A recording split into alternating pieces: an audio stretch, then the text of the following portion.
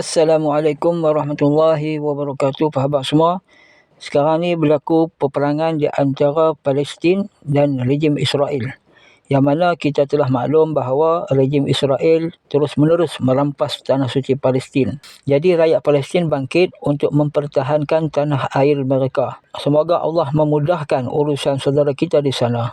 Tapi yang kecewanya ada seorang Ustaz Wahabi iaitu Idris Sulaiman yang kata jika musuh kuat dan berkuasa maka tidak disyariatkan untuk berjihad. Dulu pun dia pernah kata tiada jihad di Palestin. Pandangan ini mirip fatwa Albani yang berkata wajib bagi warga Muslim Palestin meninggalkan negerinya ke negara lain. Semua orang yang masih bertahan di Palestin adalah kafir. Dalam tulisan lain, kata beliau, sesungguhnya wajib bagi rakyat Palestin meninggalkan negaranya dan berhijrah ke negara lain. Dan setiap yang masih tetap di Palestin maka dia kafir. Boleh lihat dalam kitab Al-Fatawa Albani, cetakan Maktabah At-Turas, halaman 18. Mungkin betul kekuatan Brigade Izzuddin Al-Qassam, tentera Hamas, tidak setanding dengan kekuatan Israel Defense Force ataupun IDF. Dari sudut persenjataan canggih, kereta kebal, jet pejuang, angkatan tentera, darat, laut, lain-lainnya. Namun, perkara ini tidak bermakna warga Palestin perlu melarikan diri dari medan jihad. Kerana sirah Nabawiyah tidak pernah menceritakan bahawa kekuatan persenjataan kaum muslimin lebih kuat dan lagi hebat daripada persenjataan musuh. Tengok peristiwa Perang Badar, kekuatan musuh lebih kuat dari tentera muslimin. Pun begitu, Nabi tetap keluar jihad juga. Pun begitu, kita dituntut untuk mempersiapkan segala kekuatan yang mampu disediakan. Seperti mana yang disebutkan di dalam surah Al-Anfal ayat 60. Kemudian aku nak kongsikan fatwa-fatwa ulama berkenaan hukum jihad di Palestin. Adakah wajib ataupun haram? Yang pertama, fatwa Syekh Azhar Dr. Abdul Halim Mahmud dalam kitab Al-Fatawa, iaitu himpunan daripada fatwa-fatwa yang telah dikeluarkannya. Ada menyebutkan, maka mengusir dan menghalau musuh daripada tanah umat Islam merupakan kewajipan. Mengusir Israel daripada Masjidil Aqsa dan daripada apa sahaja belenggu dan penjajahan dalam bumi umat Islam merupakan satu kewajipan. Ianya adalah satu perkara yang suci dan mulia.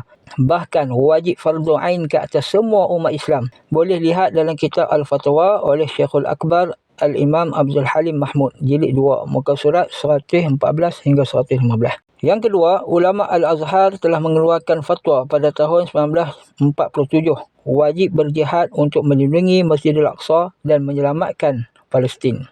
Yang ketiga, Imam Ahmad bin Al-Sawi Al-Misri menulis dalam kitabnya tentang kefarduan jihad, iaitu Balaghatul Salik li Aqrabil Masalik.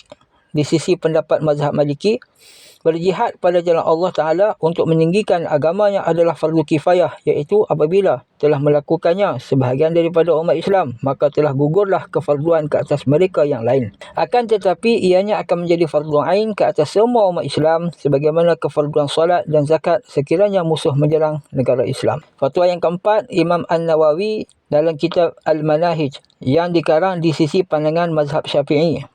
Jika mereka musuh masuk ke dalam negeri kita, yakni negeri umat Islam, maka wajib untuk rakyat negara tersebut mempertahankannya daripada diceroboh sedaya upaya yang ada. Yang kelima, Ibnu Qudamah dalam kitabnya Al-Mughni ada menulis tentang hukum berjihad di sisi pendapat mazhab Hanbali. Beliau berkata, apabila telah masuk golongan kufar ke dalam negeri umat Islam, maka wajib kepada seluruh umat Islam dalam negara tersebut untuk memerangi mereka dan mengalahkan musuh. Yang seterusnya, Syekh Muhammad Al-Hasanain Al-Ma'ruf, bekas mufti Mesir, telah mengeluarkan fatwa yang menyatakan Palestin merupakan negara Islam manakala Israel telah melakukan pencerobohan ke atasnya. Seluruh dunia Islam diwajibkan untuk menghidup dan menggerakkan semangat jihad di kalangan masyarakat Islam untuk membebaskan Palestin dan menegakkan hukum Allah serta menolong rakyatnya. Rujuk Lajnah Fatwa Al-Azhar Mesir.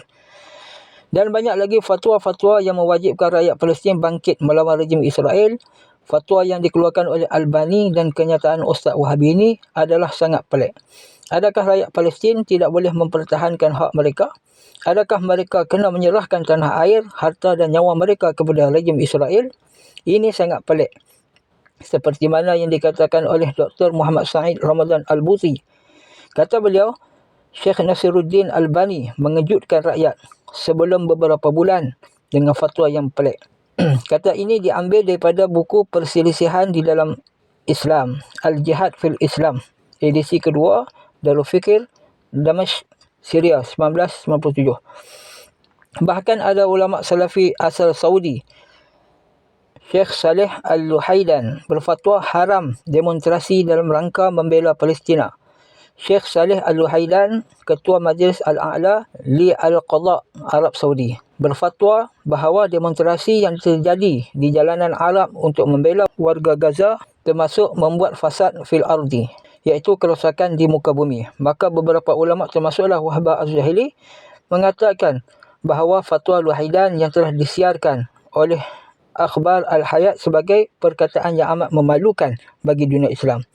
Jadi mengapa ada Wahabi-Wahabi yang cenderung kepada Israel? Perkara ini perlu dikaji. Wallahu alam. Jumpa lagi. Assalamualaikum warahmatullahi wabarakatuh.